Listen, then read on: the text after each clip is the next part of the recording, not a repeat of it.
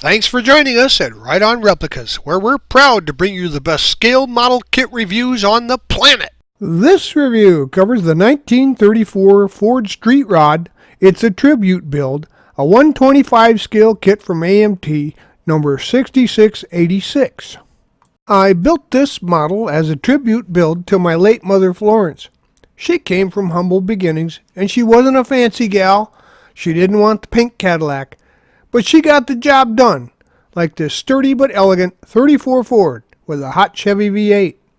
The tribute build is a model that you make to honor a person or a group that you admire. You can build it because of the subject matter alone, or like a specific ship for a veteran, or like in my case, you can personalize it to add some persona to the build. Either way, it'll make you or someone else feel great. Now, this 1995 release is a skill level 2 for the intermediate builder. The kit has 105 pieces molded in white, clear, and with chrome plating, and there are water slide decals and instructions. It has options to build it as a fat fendered street machine or a fenderless highboy. And due to the boring box art and sheer numbers produced, this nice little kit can be had for very reasonable prices. When you're done, the finished dimensions are about 7 inches long, 2 3/4 inches wide, and 2 3/4 inches high. Here are the decals for the kit. They're colorful, and they're nice accent pieces for different color so that you would choose for your body.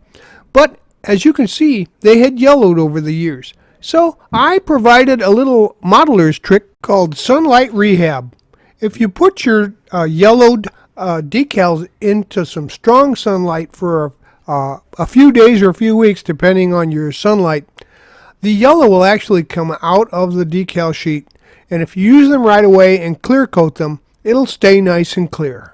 As I mentioned, I also made some decals to add some persona to the kit to show some of the things that my mother liked.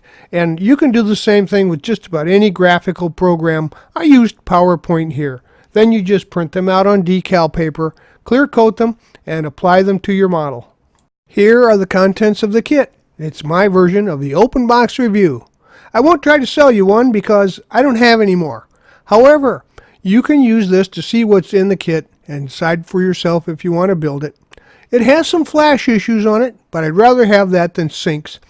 It's an older kit, and we'll be using mostly Model Masters liquid cement, sometimes super glue and white glue for windows. This side panel here shows that the model comes with some real nice goodies and some of the equipment that was available in the day to make these street rods, including apparently an overboard 350 or something, a small block Chevy, producing a whole lot of horsepower. Some of the parts are chromed and they shouldn't be, so I put them in a little bit of easy off oven cleaner for about 15 seconds, and that peels the chrome and the undercoating off so that you can paint them properly. And here they are after they've been cleaned up and dried off. Construction starts with the basic block, so we can go ahead and put the engine halves together, the cylinder heads, the oil pan on, as well as the front of the motor. After the glue sets, you can go ahead and give it a good overall coat of Chevy engine orange. Motor parts like these, for the most part, will be black and either different shades of sheen, either glosses or flats. The transmission was painted aluminum, and the oil filter on the engine block was painted white. So were the headers, a flat white color. And the aluminum intake and the carburetor were painted a metallic silver. You can mount the carburetor on the manifold, and I gave it a light tint of gold, which is really just thinned down gold colored enamel. Add all the pieces to the motor, and as you can see, it's a fairly simple build, but it looks nice built up. Now, I've just mocked up the headers here because I'm going to remove them until later.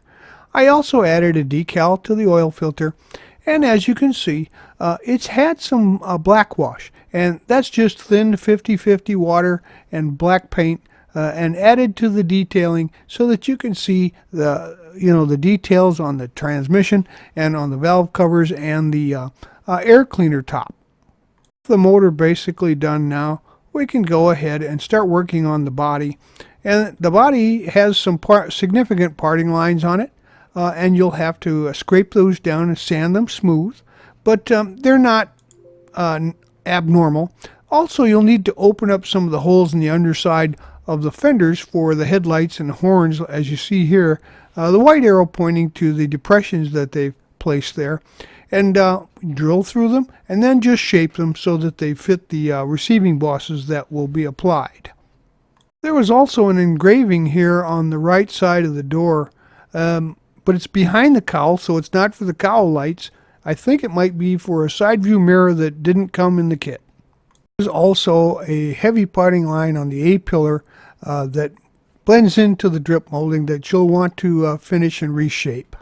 Inside the interior, you'll find that there are some ejector pin marks on the bottom of the floor. They should have put them on the other side, but you'll have to remedy those, and I've done that later on by using some embossing powder to cover them up. I used some super glue here to start putting the hood panels onto the hood. They call them curtain panels, and you can see the left one here in position after I taped the top of the hood into position. And then I used some super glue, thin super glue, to glue those together.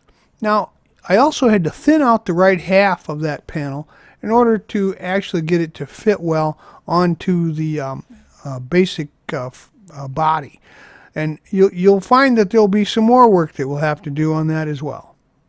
There's a couple of braces inside the fender section that will need to be removed and cleaned up nicely.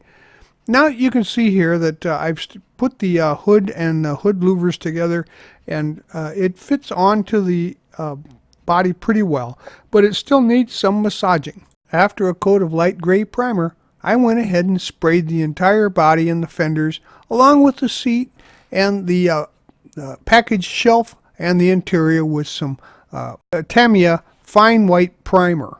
After a light sanding with some 800 grit sandpaper, I rinsed it off, dried it off, and then gave it a good coat of Tamiya fine white primer. After that had dried, I then painted the units with some fairy tale pink from Krylon. That's GL 2331 spray. It was good and dry. I masked off the roof on the body, as well as some portions of the dashboard and the seat pleats, and I sprayed the entire thing then with some gloss white paint. It's a classic white Model Master paint, GL 28131. The pink had dried. I masked off the sunroof, or should you, I don't know what they used to call it, but this thing used to be a retractable cloth unit that would allow the sun in. Anyway, I painted that a flat black after masking it off. Fenders were painted with some fairy tale pink as well, and once that was dry, I added some chrome black bare metal foil to the running boards there to give that black coloration to the rubber. You can see the dashboard is a two-tone now. The insets there are white, but the upper portion is the same body color pink. Now I added some bare metal foil. You can see that it's been placed on the left side and trimmed off on the right side and in the center, but that'll provide a nice reflective color for the dashboard. I added some chrome pen highlights to the buttons and knobs there on the dash, and some flat black to some of the gauge inserts there as well, and scrounged around for an instrument to go into the speedometer area of the dashboard. When I started to look over the steering column, I noticed that the instructions didn't correspond to the parts. The red arrow here shows the a little nub on the bottom of the dash, which isn't there. It's actually a depression. And that's what the blue arrow would indicate, where the bracket would fit up around that. And it's not there, so you have your choice. You can either place a little piece of sprue there in the bracket notch so that it goes up into the depression, or just cut off the bracket and raise the steering wheel a bit and glue it right to the bottom of the dash. Continuing some work on the interior, you see here that the floorboards of the interior bucket are flat black, but the panels there, the pleated panels on the sidewalls, They're pink. They were masked off, as well as, of course, the pleats in the main seat. And here I had added the decal, one of the custom decals, and the side rails there that support the seat, those are a medium gloss black. Now, we've already talked about the dash, but the steering wheel, also a pink rim, along with, this is one of the Grant custom steering wheels, along with a black center spoke section with some trim there. And so, as you can see, there's a number of things going on. The package shelf, of course, still pink. The column there, of course, has metal stalks for the directional controls, and that little nub that we added with sprue piece to fit up into the notch. The firewall is flat black, as well as the pedals. And the shifter is flat black with a chrome knob on top and a chrome fixture at the base. And now we can address that issue on the floor with the ejector pin marks. It's already been painted a base flat black, and now we're going to paint it with some up front there where you can see it, where it's visible, with some white glue, and then sprinkle some embossing powder, a black embossing powder on there, to give it a nice looking carpet type look. Now remember to scrape off any paint or chrome plating for that matter when you put parts together to make sure you get a good bond, or they won't stick to paint or chrome. And just put the pieces together. They all go on positive stops and ledges, and the dashboard goes into the notches there in front, and it comes together as a pretty nice looking 5-window coupe interior. And I thought now would be a good time to start putting decals on the body. The wings there, of course, the halo wings go on top, and the rest of the decals, you'll see where they're placed in just a minute. Now you have to cut these out very close to the decal, because the carrier is just one big sheet. The whole sheet is the same. So you can go ahead and put those into place if you want to personalize your model. And some of the kit's decals look nice too. I used some of the fender decals there, so those were supplied, and you can see how those turned out as well. And so here's a look at the model with all of the decals applied. You can see the fender decals from the original kit decals, and some of the custom ones that I decided to make and put onto the model myself. I decided that I wanted the rear window trim to look like the front, so I just chromed it with the Multile chrome pen and let that set and dry. And then I went on to work on the windshield frame, which curiously has some interior braces, and of course the big sprue attachments there have to be trimmed off and cleaned up again, sand them off, and then use that chrome pen to fix that. Now here you see we have the chrome window pieces and the window section, and we can just place that into position next. Again, remember to scrape off any paint or chrome, and then I used some crystal clear from Microscale to put these frames into position, and they fit pretty nicely, but you may have to sand a trim a piece here and there. Now the one-piece windows fit in there nice and snug. They actually will fit in there and wouldn't even need glue. But unfortunately, I started looking at it and I realized that the hole for the mirror is not a hole. It's actually just an engraved raised circle there as to indicate where the mirror would go. So I had to drill that hole out. And it would have been easier, of course, with the windows out of there, so you might want to do that ahead of time. But get an appropriate drill and a pin vise so that it's nice and slow, and drill your hole there for the mirror, and then you can go ahead and glue it into position. With the windows in place, we can go ahead and add the fender wells into position in the back there, and also the interior into place as well. So here's the body with fender wells in place. I painted those as semi-gloss black because it's an interior fender well, but I guess that's up to you. Those extensions there will actually duck underneath the fender section, so you won't see those later on. They're a support. You can find that I may start jumping around, or may have already from the instruction sequence. It's just more efficient that way for me, and helps from damaging things later on. Now we're going to work on the rear suspension here, and as you can see, we'll gather these pieces up and then assemble them into that rear end pumpkin area, and we'll take that one piece at a time here so that you can see how it all goes together, but it's all fairly basic. I ran into an issue here with the kit.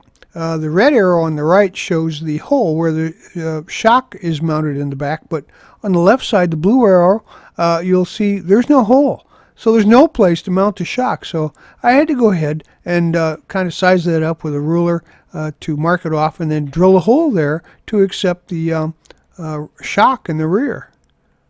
The instructions are a little vague, but you're going to install this whole piece there into the base in front of that bulkhead. And you can see it's been sanded off there to accept some glue, and you can see where it's gone into place. Also visible here is that additional shock mount hole that we're going to need a little bit later. So here you can see the detail view of the installed rear suspension. It's in place now, and the hubs on the outside there were left unpainted so that they can accept some glue. And you see here the red arrows, they indicate the direction of the shocks. They're hard to see in this photo, but they are staggered and placed in there, and there's left and right, so make sure you get the right pieces on the right side. You can begin working on the suspension now, and I'm going to start with the front end here. You can see the pieces that will be used, including the coil springs, which were chromed, and I just painted those on the interior of those spring coils with some flat black, thinned flat black. First thing we're going to add is the lower control cross member there, and that supports the A-arms, the lower A-arms. So put those into place, but scrape off the paint where you're going to glue those A-arms into position. Now you can see here the front suspension with the coil springs trapped in between the A-arms. And you'll notice too that the hubs, wheel hubs there, and the spindles are on the outsides with the little nub there on the ends. So here's a shot from the front side so that you can see a better detail. So use some super glue here to add the tie rod. As usual in these old kits, all you have is a little bit of plastic to glue together. So scrape off the paint and put that together with some good strong glue. And next we'll use these pieces, the radiator and the tank, the electric fan and the hose there, and the engine, and we'll be mounting those into the frame. And you see the drive shaft there too. Now there's a bit of an issue with the engine placement, but when we get that settled, we're going to install that drive shaft at the end of the transmission and back into the rear end through that tunnel underneath before we put the rest of the parts in place. Now the instructions again are pretty vague, but the motor mounts there, you can see the blue arrows indicate the little tabs where that motor is supposed to sit on the frame. The motor here is upside down for visibility, but I found an issue with that. When I put it into place, it was at such an angle, it was just not normal.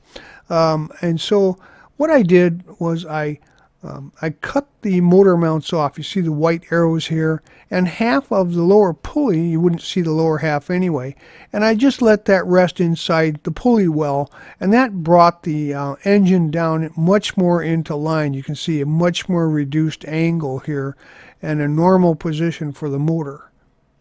The tank has been added to the top of the radiator here, and you see the two notches there that accept the rubber hose. Now, there's no real placement location for the electric fan, so I just scraped off some paint there in the middle and put it right in the center.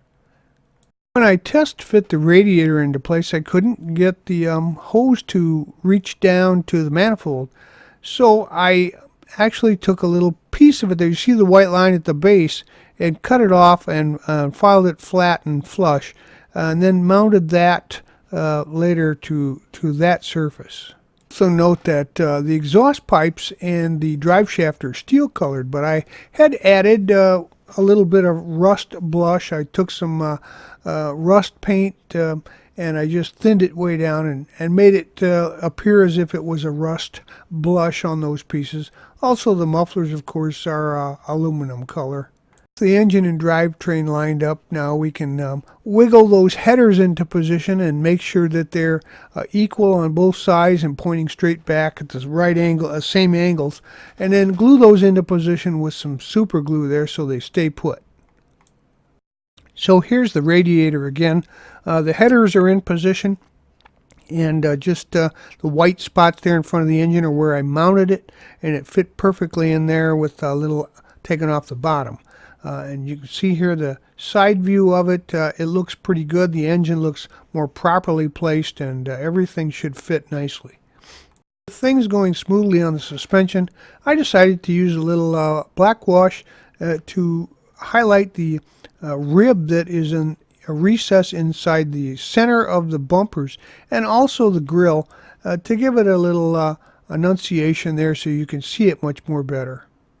Now we can start working on the wheel and tire assemblies, and note that you'll have to cut out the centers. Just carefully use a hobby knife to clear those out around the edge and make that the back side where the inner hub goes. And the 40s go on the rear, the 40s and the 50s go on the front. They're different. They're different widths, so make sure you keep those separate, as well as the hubs themselves. All of the chrome reverse with the Moonies, those are all the same, but the backs and the tires themselves are different. So keep them separate. And then they're a white outline tire, and I tried to dry brush those as best I can. It's nice to see lettering on tires. It doesn't happen that much anymore. So now I'm going to assemble the hood and the grille, and I put a piece of bare metal foil down the chrome strip on the top there and trimmed that off, and then you scrape the chrome and the paint, and you can glue the grille to the front of the hood louvers there. Now I found out that is not what I really wanted to do, and so what I did then was I broke I cut the radiator cap off, the hood ornament actually, from the radiator, and then I glued the radiator piece there to the front of the fenders to keep the hood in place, and actually it stays in place on the real car when you raise the hood. So now our little coupe is coming together. We've got the wheels, the bumpers, and the hood assembly there, and of course the body, and we can start to work with that. And I was doing a test fit for the wheels and tires. The rear wheels were pretty nice. They fit just nice and snug there, but the front wheels, they seem to be a little extended, and they look like that on the box art too. I actually trimmed the notches off that are supposed to retain the wheels into position to make the axle hubs a little shorter there to move those wheels inside. Another minor instruction error, but it's a little confusing. Up there where it says 31 license plate with a white arrow, it says right side only. And you find that they're pointing it over to the left side, but that's where it goes, on the left side, not on the right side, when you're ready to put the license plate and stock on, if you use the standard 34 Ford parts. While the tail lights were drying, I started to work on the headlights, and there was some flash on the lens. Also, there's a grid on there, so you'll want to align those up so that the grids are vertical. And I just scraped a little piece of the chrome off from the inside rim there and used some of that crystal clear glue to put them into place and let them dry. Now it's time to go ahead and add the interior and the body to the fenders. And that's done. You can see, I'll show you here a picture where the tab there with the red arrow is a stop, positive stop, and those slots and the sidewalls fit right into those notches in the fenders. And so what I did was I started at the place where the fenders fit least, because there's always a little warpage or something. And then I trimmed that out with a hobby knife, and then I used some super glue to glue that tightly into place. That was, in this case, the driver's side rear fender. And then you just start to move forward a little bit at a time with some thin super glue and go ahead and apply those to the areas where you're putting the pieces together nice and tightly until you get all the way around the body. Now we're going to add the old straight pipes and mufflers to the engine, and they glue right into place there into the headers, and then there's some little brackets there that fit on the cross frame, on the X frame there. Just scrape off some paint there and glue those into position. Make sure that they're parallel and they're both at the same height and facing in the correct direction. Over the body, I realized I had forgotten to open the holes for the taillight stalks that are used with the 34 pieces. So go ahead and open those up and then go ahead and assemble the taillights along with the stalks and the license plate there. The rear bumper brackets, which extend through those little depressions there at the base of the fenders, they were hanging a little bit low, so I just glued those into position right up into those depressions. And you see the rest of the rear end here with the stalks and the license plate and the decaling. I had mentioned before that I modified the hood and the grill. I cut the hood ornament right there where the red arrow is. The white arrow indicates where, and the red line where I cut it.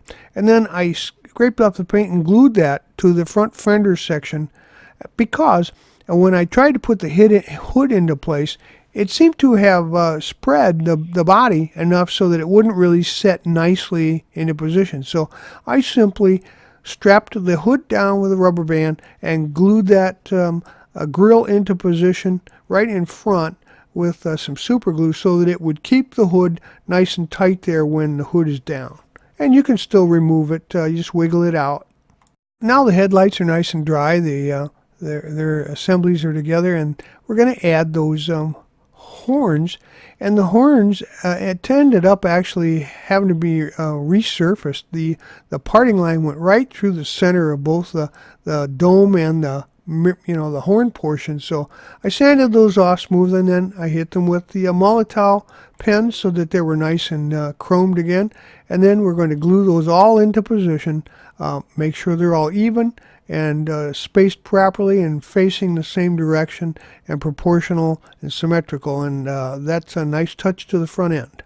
Scrape the plating off of the bumper nubs there on the inside of the bumper, and so that you have something to glue. And we're going to have to use some super glue here because there's really not much material to work with. But they actually fit pretty nicely onto the bumper brackets. I started with the center two, glued those into position, and then moved to the outside brackets to make sure that they were all in the right position. And of course you can do a little bit of bending there to make sure that they're all horizontal and the correct distance from the body, at least symmetrically, so that they look good. Then we're going to add the door handles to the doors, and that's just about it. We're almost done. Well, this is about all you'll have left. Is I didn't use all the decals, of course, but there's some inner fender wells for the front. If you want to go fenderless and make it a high boy, and a piece for the front grill section there. Also a couple of custom taillights if you want to use those. But that's it. Well, there you have it. This nice looking little kit can be had for a song nowadays, and it goes together pretty well. It has some flash. There's not a trunk latch, some parting lines, and sprue attachment points are pretty heavy. Location points for gluing were not very well defined, and there are some instruction errors, but overall it's got a nice stance. The parts look good, the tires are great, the engine is a pretty nice rendition, and it has a pretty good under chassis detail actually, good proportions, and representative of the street rods that you used to see restored on the 70s, back in the 70s and 80s. And I would urge you to make a tribute build. Find someone that you really admire and build a model for them. If nothing else, you'll feel better about it, and I think they will too, because they know that you put your heart and soul into your modeling, and it's part of you to give to them. So if I were you, I'd buy one and put it on their shelf. Well, we hope you liked this step-by-step premium scale model kit review. And so that you don't miss any more, please subscribe to our YouTube channel. You can do that by clicking on the icon in the lower right hand of every review. Or you can find us on Facebook or at our website, rideonreplicas.com. Thanks.